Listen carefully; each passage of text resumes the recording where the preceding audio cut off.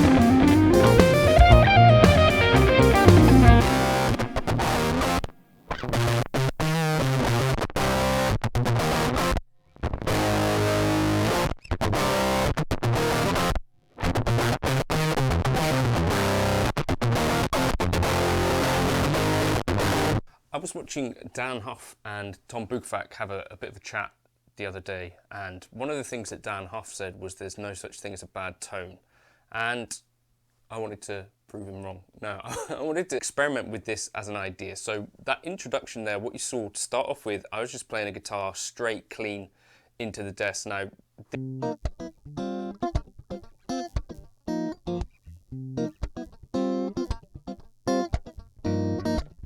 this is a super common thing that Prince used to do. I think Dave Gilmour used to do this a bit.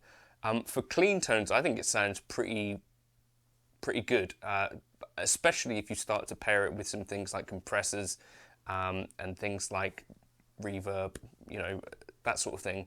Then for the solo tone,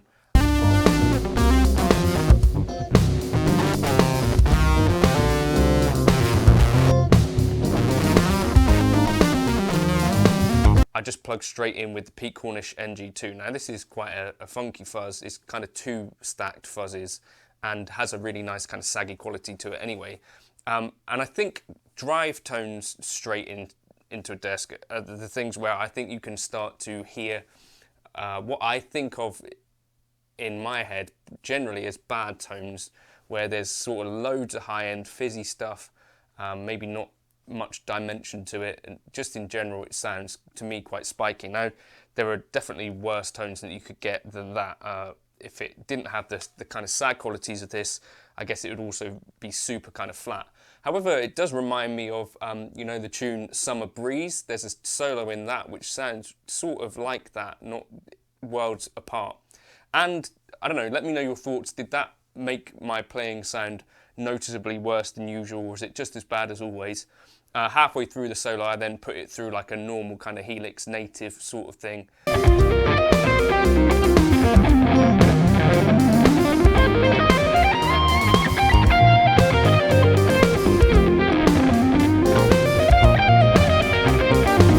Which I think you'll probably agree sounds a bit more natural. This is John from the future. I think natural is actually not the word for this, is it? Because it's going to sound quite a bit more processed because there's more kind of compression, there's a lot more delay and reverb. So maybe this, in your opinion, might not even sound more natural than what I was doing before. It's not more natural, is it? I don't know what the word is. It sounds a bit more like what you might usually hear, maybe.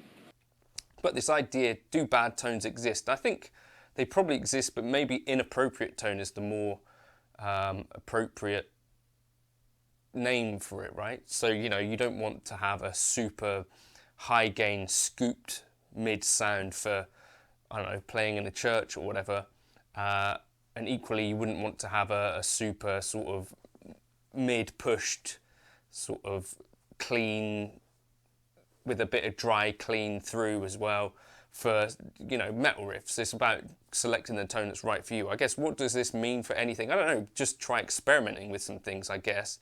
And I think at the end I put like a little bit of a riff. Like, for me, I almost feel like each tone could potentially be used for something. You know, think of things like a ring modulator, these sounds that are sort of by design quite ugly, and I think people like John Schofield have found uses for them, Guthrie Govan as well, super effect based. But for me, I think dry, clean guitar, just go straight to desk, I think there's a definite magic to that. I'm not so sure about going straight in with gain pedals, but it also does show me that you can totally plug in with a gain pedal into your interface with a plugin and get some decent results, because the tone, once I just put Helix Native after it, worked really nicely. So, you know, all is not lost. I'd love to know if you've got some examples of what you think of as bad tone. And have you ever tried just turning off speaker sims on your modelers? I think that can really highlight kind of what I'm talking about here, where you get that really bright kind of fizzy digital-ish sound. And I don't think it is actual digital, it's more because this is not digital. It's the sound of, you know, distortion in those really high frequencies that normally a speaker sim would roll off. And I think this can also be quite a helpful pointer for sort of shaping our own tones. You know, if you try playing with these tones that really don't work for you, or that are by design kind of ugly, perhaps you could learn from that and then learn some kind of subtraction. You think, well, if I just dial back the high end a bit, or, you know, maybe if I bring out the mids a bit, I guess maybe there are some learnings to be had from that. If you've got other examples of great straight kind of to straight DI tones, I'd love to hear those as well. I think Prince, David Gilmour, probably any of the kind of studio cats have done it a bit. Corey Wong has talked about doing it. Sometimes you'd be plugging into like a Neve preamp or something like that, which I guess doesn't truly count as going straight in with no whatever. But I think there are plenty of great tones to be had out there without ever really touching an amp or necessarily even a modeler. Are there bad tones? I think there are definitely inappropriate tones, and, you know, that tone that I was using in the introduction there, the driven tone, I think that'll probably be fairly Marmite, right? Let me know your thoughts on that in the comments if you want.